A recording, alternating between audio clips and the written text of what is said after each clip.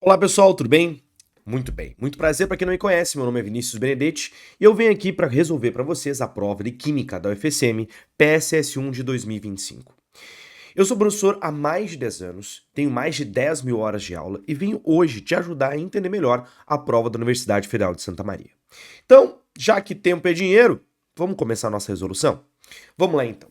A prova da UFSM, pessoal, ela é dividida em três momentos, né? Três provas, PSS1, PSS2 e PSS3, onde hoje a gente vai ter a nossa aula, a resolução da prova do PSS1, onde eu vou resolver com vocês questões que nessa universidade geralmente versam sobre química geral e inorgânica, ok?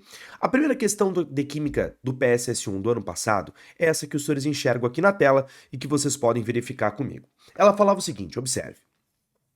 Alguns íons desempenham um papel vital no corpo humano. Os íons sódio e potássio estão envolvidos no equilíbrio eletrolítico e funcionamento do sistema nervoso. Um baixo nível de Na+, hiponatremia, pode causar confusão e fraqueza muscular, enquanto o nível elevado pode causar paralisia ou convulsão.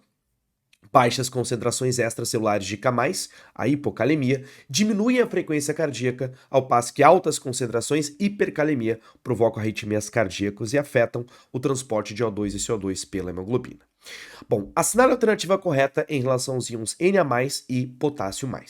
Para resolver isso, né, nós precisaríamos olhar aqui para a tabela periódica e notar que na tabela periódica da FSM, um tópico importante, que você não tem tabela periódica com nome, você tem apenas o símbolo, né?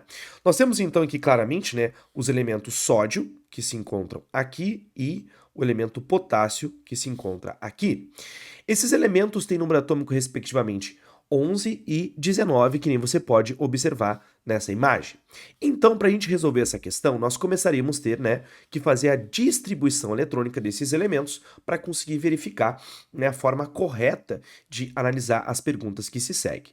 Bom, quando a gente pega o sódio, o número atômico dele sendo 11, a primeira coisa que fazemos é distribuir esses 11 elétrons para verificar de onde que os elétrons saem. Eu vou então aqui ter distribuição eletrônica 1s2, 2s2, 2p6, 3s1. Quando eu quero, então, retirar um elétron, eu sempre tiro esse elétron da camada de valência. Então, significa o quê? Que o sódio de carga mais 1 teria distribuição eletrônica 1s2, 2s2, 2p6. Agora eu quero também fazer a distribuição eletrônica do potássio de número atômico 19 ao perder o elétron. Eu sempre começo, né, pessoal, fazendo a distribuição do átomo estável para depois retirar da camada de valência. Eu olho então e percebo que eu tenho distribuição 1s2, 2s2, 2p6, 3s2, 3p6, 4s1. Lembram, senhores, que 19 sendo um número atômico significa que temos 19 prótons e logo 19 elétrons. No entanto, a questão pede para a gente a distribuição eletrônica, né, as informações alusivas ao potássio mais 1.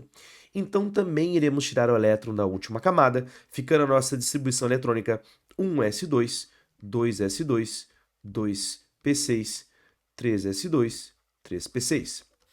Bom, vejam aqui que na questão, a primeira pergunta que eles nos fazem é: são isoeletrônicos, pois possuem o mesmo número de elétrons na última camada. Onde que está o erro?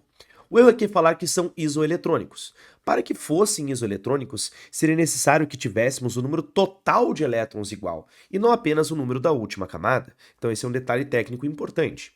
B. A configuração eletrônica do íon sódio mais 1 é um S2, 2s2, 2p6, 3s2. Notem que esse erro só seria possível, né, essa informação, essa distribuição, se o sódio tivesse ganhado um elétron e não perdido. Então o erro se encontra aqui em 3s2. Na letra C falava, o íon Na+, tem raio menor do que o raio do átomo de sódio. Vamos lá, vamos pensar uma coisa, né? O que é o raio de um átomo? O raio de um átomo é a distância do núcleo até a eletrosfera, né? O último elétron dessa eletrosfera. Vamos imaginar que quando o átomo de sódio perde elétrons, os elétrons que restam ao redor desse núcleo serão atraídos mais fortemente por esse núcleo, porque o número de prótons, que é o determinante na atração do núcleo, ele se manteve constante. Então, quando eu perco um elétron, a força de atração por elétron restante aumenta, e nisso o meu raio diminui. Então, fazendo uma analogia, né, simplória, mas ainda assim eficiente, perder um elétron é como a gente perder peso e diminuir o raio da nossa cintura. Então, no caso, senhoras e senhores, sim, o íon sódio mais um tem raio menor do que o átomo neutro de sódio. Agora vamos ver a letra D. O nível mais energético de um potássio mais é o quarto com o elétron no subnível S. Gente, isso só seria correto se não tivéssemos o sódio mais um, e sim o potássio mais um, e sim o átomo de potássio. Então o erro está em falar do íon. Se tivéssemos o átomo de potássio, aí estaria correto em 4s1. E por fim, o íon potássio mais é isótopo do átomo de argônio. Vejam que o átomo de argônio, senhores, ele tem número de prótons 18, ok? Só que notem que quando eu perco um elétron, eu não mudo meu número de prótons. Então, olha que interessante, o erro está na palavra isótopo. Se fosse isoeletrônico, estaria correto. Então, essa é a primeira questão do FSM, que trabalha distribuição eletrônica, um pouquinho de tabela periódica e também semelhanças químicas, seria gabarito letra C. Primeira questãozinha, então, do FSM, gabarito letra C. Vamos agora para a nossa próxima questão, que era a questão que estava sobre o número 8 e falava o seguinte, acompanhe. A hidratação é fundamental para a boa saúde como um todo, já que o organismo de uma pessoa adulta é composta de aproximadamente 70% de água. Estudos científicos comprovam que sem água a sobrevivência é 4 vezes menor quando se comparar ao tempo sem ingestão de comida. Ainda, atividades cerebrais, intestinais e musculares apresentam melhor desempenho quando o corpo está hidratado. Vamos lá então, olha só. A hidratação, essencial para adequado funcionamento do organismo, reflete-se visivelmente na aparência da pele e impacta diretamente a performance de atividades físicas. Com base nas propriedades da água, e aqui vou te dar uma dica, tá? A UFSM, ela, como é uma prova temática, né? Ela sempre traz informações que estão conectadas com o assunto central. Então, note que aqui eu vou falar sobre água, mas a questão ainda está associada ao tema inicial. No caso, então, a minha questão, ele quer encontrar para a gente uma informação associando com água, visivelmente. Aí vamos lá, olha só. Se colocarmos uma garrafa de água em um freezer a temperatura de menos 18 graus Celsius, quando iniciar o congelamento, a temperatura diminuirá gradativamente. Bom, senhores, essa informação é com certeza falsa. Por quê? Lembre-se que quando a gente inicia o congelamento, nós estamos transformando a água de sólido, né, de líquido, perdão, para sólido. Isso é congelar. No caso, se eu estou mudando o estado físico, eu não estou mudando a temperatura, certo? Então, até mesmo a física faz uma divisão muito boa disso no conceito de calor sensível e calor latente. No caso, o calor sensível associado à mudança de temperatura e o calor latente associado à mudança de estado físico. Então, é visível que o erro da alternativa 1 fala sobre temperatura diminuirá gradativamente. Não, né, gente? Então, se nós colocarmos a água na temperatura ambiente, colocamos no congelador, e aí esse congelador começa a baixar a temperatura. Ele vai baixar a temperatura, baixar, vai chegar uma hora que a água vai congelar. E nesse momento, todo e qualquer mudança será de estado físico e não de temperatura. Número 2. Ao analisar a composição geométrica da água, observa-se que ela apresenta geometria angular e que a soma dos momentos angulares das ligações é nula. Bom, aqui vem um conceito muito importante que funciona tanto para a prova do FSM quanto para a prova da URGS, que é a relação entre geometria e polaridade. A geometria de uma molécula, segundo a teoria VSEPR, que é a teoria que norteia esses conceitos, fala que uma molécula como a água, que tem 3 átomos, terá uma geometria dependendo da existência de elétrons sobrando ou não, né, nesse átomo central. Note que o oxigênio tem, então, 6 elétrons na camada de valência. Se o oxigênio tem 6 elétrons na camada de valência, nós sabemos que ele vai fazer uma ligação com o hidrogênio aqui e uma outra ligação com o hidrogênio aqui. Então, quando essa ligação acontece, o que vai acabar, né, sendo visível? Nós vamos verificar que vai existir a sobra, né, pessoal? A sobra de pares eletrônicos no átomo central. Esses pares eletrônicos, então, vão fazer com que essa molécula não fique plana, e sim angulada. Então, toda a molécula de água, fazendo aqui uma fórmula estrutural mais visível, olha só, nós teríamos então, né, toda a molécula de 3 átomos com sobra elétrons no átomo central é uma molécula angular. No caso, sobre a polaridade, aí você possa talvez estar se perguntando, professor, aonde que você leu a palavra polaridade? Não, não li a palavra polaridade. É aí que vem a dica que eu quero te dar. Na UFSM, assim como na URGS, a gente consegue enxergar o termo polaridade aparecendo como momentos angulares ou momentos dipolares diferentes ou igual a zero. Para te explicar isso como funciona, observe uma coisa. Na molécula de água, nós sabemos que o oxigênio é o elemento mais eletronegativo. Então ele está puxando as ligações, né, os elétrons, em direção a ele. Essas setas na cor verde que eu estou colocando indicam o que nós chamamos de vetor eletronegatividade. Você sabe que é um vetor, né? Uma grandeza vetorial, então aponta, neste caso, para o elemento mais eletronegativo. Temos dois vetores que estão no ângulo, de modo que esse ângulo vai ter uma resultante. Então é visível que essa molécula terá uma resultante que aponta para cima. Então, como o vetor resultante das suas eletronegatividades é diferente de zero, ela é uma molécula polar.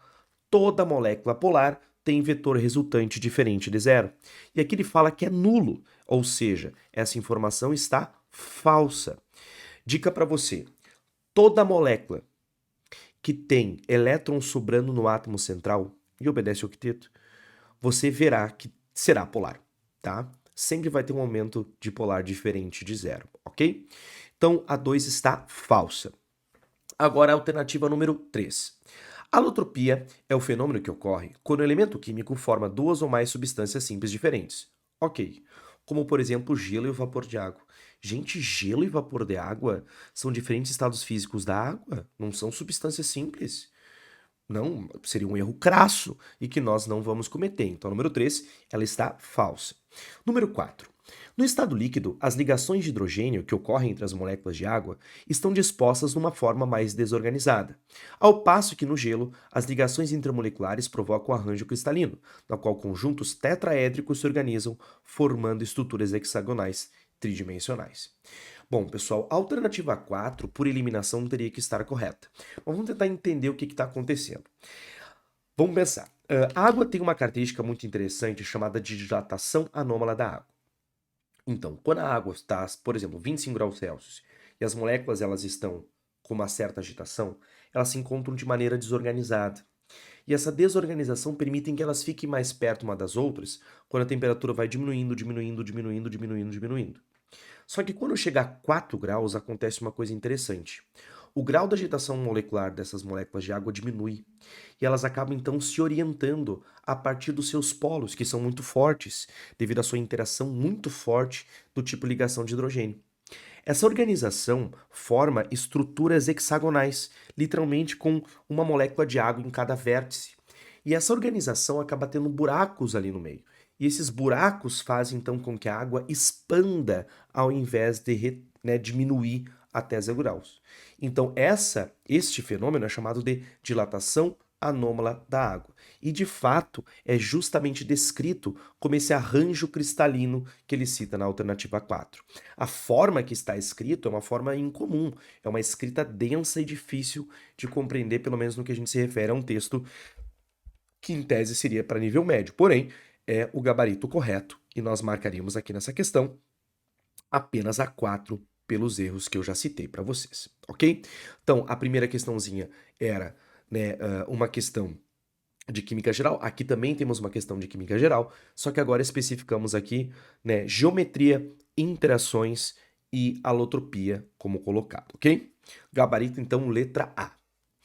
A terceira questão do FSM que nós temos aqui para conversar é esta que cita aqui a questão número 23, é o seguinte. Em situações de emergência, enchentes e calamidades públicas, algumas doenças podem se propagar facilmente em decorrência da contaminação da água e dos alimentos, como diarreia, cólera, febre tifoide, hepatite A, giardíase, amebíase, verminoses e leptospirose. O hipoclorito de sódio, conhecido popularmente como água sanitária, é um saneante amplamente utilizado na desinfecção de água e tem a capacidade de permear a membrana celular, inativando micro-organismos patogênicos como bactérias, vírus e protozoários, além de eliminar substâncias orgânicas e inorgânicas como ferro, manganês e sulfeto de hidrogênio.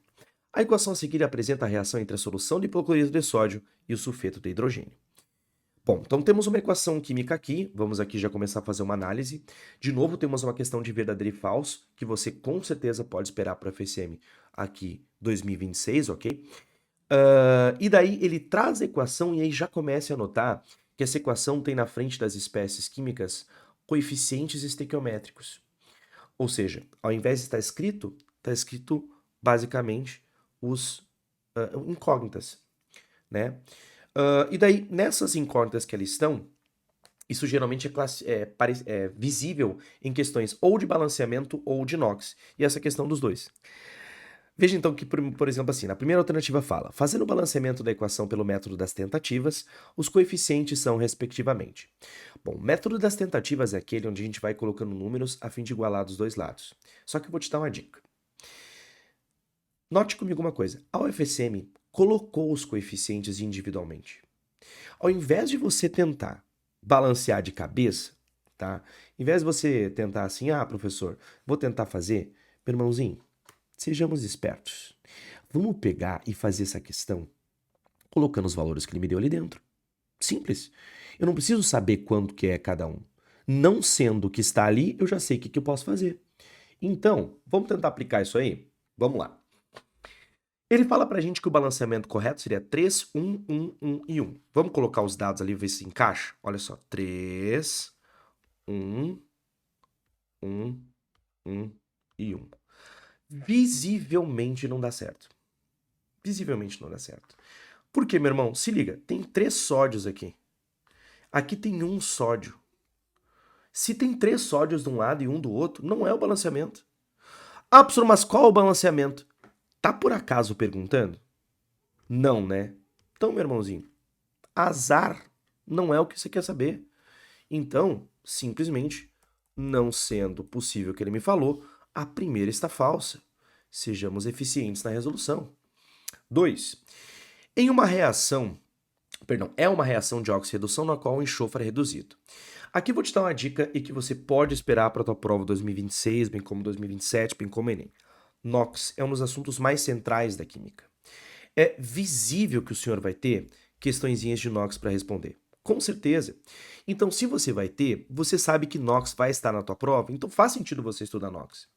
No caso, o único jeito de saber quem é que oxida ou que reduz é usando NOx. Então, vamos calcular o NOx dessas espécies, ok? Vamos lá, então. Vamos separar aqui os elementos, de modo que eu sei que o sódio, família 1, mais 1. Eu sei que o oxigênio é menos 2. E eu sei que o somatório dos NOx é 0. Então, vai ser menos 2 com mais 1. Então, eu vou colocar aqui mais 1. Então, já sei que o cloro vai valer mais 1. Perfeito? Agora, vamos lá. H2S, tá? No H2S, o que eu faço? Eu sei que o H é mais 1 vezes 2 dá mais 2. Então, o meu enxofre vai valer menos 2. No SO2, eu sei que o O é menos 2 vezes 2 dá menos 4. Então, o S vai ser mais 4, lembrando que o somatório dos NOx é igual a 0. No NaCl, eu sei que o Na é mais 1 e o meu Cl ele é menos 1. E na água, tanto o O quanto o H são fixos. Bom, senhores, o que acontece aqui, né? Sempre quando a gente quer saber quem oxida ou quem reduz, eu tenho uma malandragem que eu gosto de ensinar para meus alunos que eu quero te ensinar aqui, ó, que é o opa, re. Talvez você esteja lendo agora essa aula e pensando, pronto, lá vem. Professor, o que é isso aí, cara? O que tu tá inventando? Meu irmão, confia no tio, ó. Opa, oxidação é o processo onde uma espécie perde elétrons e você nota isso porque você aumenta o NOx. Toda vez que o NOx aumentar, o cara oxidou. Simples assim. E o ó, redução, é o processo onde você recebe elétrons e você nota isso porque você reduz o NOx. Acabou, meu irmão. Chegou lá na prova, opa, oxida, perde elétrons, aumenta o NOx, redução, recebe elétrons, reduz o NOx. Acabou. Veja que, por exemplo, existe aqui uma mudança de NOx visível entre o elemento cloro, né? Eu vou mostrar aqui para você. O cloro está indo de mais 1 para menos 1. É visível que o NOx dele está diminuindo. Então, o cloro, né, está sofrendo uma redução, sendo o nosso agente oxidante. Sempre se lembre que quem oxida é o agente redutor e quem reduz é o agente oxidante. Basicamente, aqui na eletroquímica, né, eu sempre sofro o oposto do que eu causo. E é só na química. No caso, então, nós temos aqui, né, a primeira observação visível aqui. Agora vamos dar uma olhadinha. Se existe alguém reduzindo, é obrigatório que existe alguém oxidando. Quem é que está oxidando? Vamos ver? Nota que meu enxofre está indo de -2 para +4. O NOx está aumentando. Então, ele está sim oxidando, é sim o nosso agente redutor. Então, com isso, visivelmente, é uma reação de oxirredução, só que ele fala que o enxofre está sendo reduzido, gente. E o enxofre está sendo oxidado. Por quê? Porque o NOx dele está aumentando, né? Então, na nossa questão aqui, questão 23, né, nós teremos como falsa a alternativa 2 também. E agora vamos ver a última. H2S é o agente redutor e NaClO é o agente oxidante. Isso aqui é muito importante que eu quero te falar. Me escutem. Agente... Vou dar um zoom em mim aqui, ó, tá? Agente redutor é a espécie que se oxida. Na questão que estamos vendo, quem se oxida é o H2S. Não é só o S, é o H2S. Então, sempre quem reage é o reagente inteiro. Então, o agente redutor é o H2S. Quem é que se reduziu? Ah, é o cloro. Não. Quem se reduziu, quem é um agente oxidante, é a substância toda. Então, sempre a espécie química inteira, por mais que apenas um dos seus elementos tenha mudado o seu NOx. Então, quando eu falo para você isso, o que eu quero que você entenda? Que aqui, quem sofreu redução foi o NaClO, ok? E quem sofreu oxidação foi o H2S. Então, o H2S é o agente redutor e NaClO é o agente oxidante. Isso aqui está verdadeiro e o gabarito da questão número 23 seria a letra C. Uma questão aqui de balanceamento com NOx e que você pode esperar para a tua prova de Enem, bem como de UFSM também, e de URGS também, tá? É um assunto que na química ele é muito central, não tem como não ter. Muito bem. Por fim, mas não menos importante, temos aqui a nossa última questão da prova de 2025, PSS1, falava o seguinte: em 1949, o lítio foi introduzido na prática psiquiátrica para o tratamento de alguns distúrbios psiquiátricos. Desde então, o carbonato de lítio tem sido o tratamento farmacológico padrão para o transtorno bipolar, devido a seu efeito estabilizador nas variações de humor que acabam desgastando a saúde mental do paciente. Temos então aqui uma equação química, ele fala assim, ó, em relação ao carbonato de lítio. Então tá bom, então aqui é uma questão clara de química inorgânica, né? Carbonato de lítio. Primeira informação, a equação de formação do carbonato de lítio apresentada trata-se de uma reação de deslocamento do carbonato de sódio. Não, gente, tem dois erros, tá? Primeiro que formação, lá na termoquímica pelo menos, a gente só forma um produto.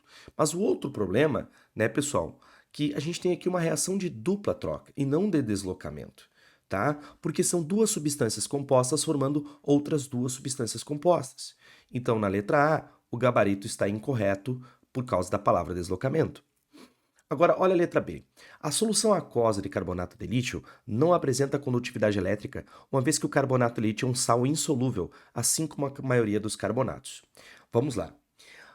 Lítio, na verdade, todo elemento da família 1 e amônio, quando for o cátion de um sal, o teu sal será solúvel. Como você pode ver aqui na tabela, lítio é da família 1. Então, se o lítio é da família 1, então ele forma sais solúveis. Então, nesse caso, não importa se é carbonato ou não, sais onde o cátion da família 1 é sempre solúvel. Então, essa informação aqui é falsa, não é insolúvel.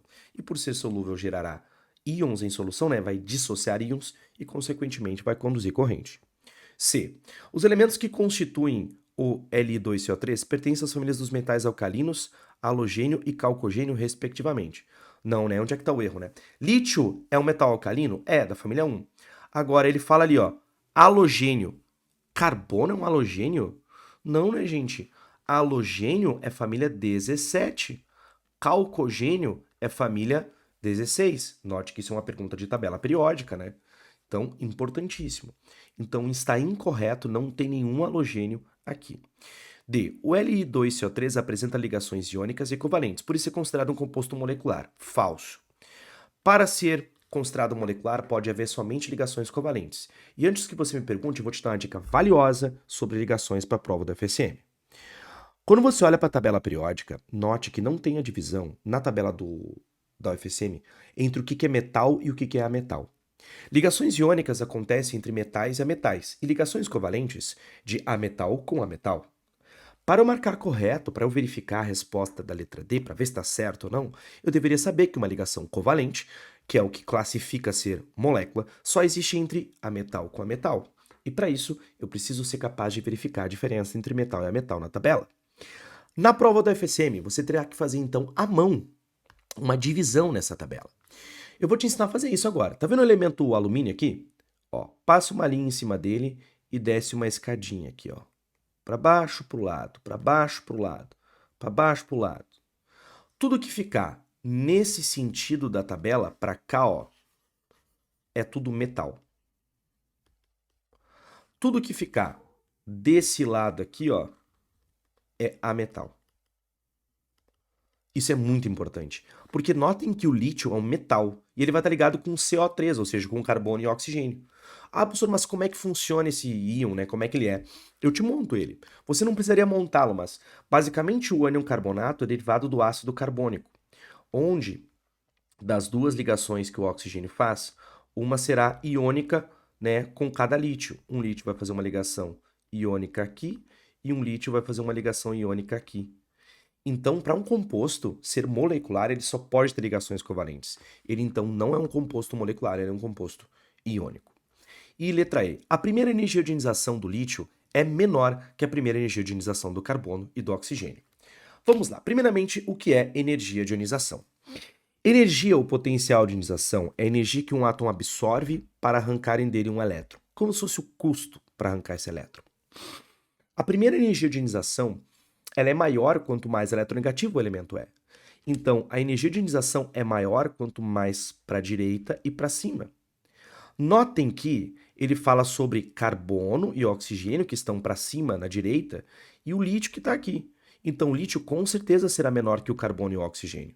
No caso, então, o gabarito seria a letra E. E temos aqui de novo uma pergunta sobre tabela periódica. Sendo assim, senhoras e senhores, notem algo muito importante. Na prova da FSM de PSS1, você vai encontrar, em janeiro de 26, você vai encontrar questões que envolvem NOx, química inorgânica, ácidos, bases, sais e óxidos, perguntas que envolvem a parte de tabela periódica e também perguntas que envolvem ligações, geometria e polaridade. Perfeito? Muito bem, senhores, muito obrigado. Segue aqui o canal, vai lá no meu perfil no Instagram, @benedete.química, te espero para mais aulas assim. Muito obrigado, até a próxima. Tchau, tchau.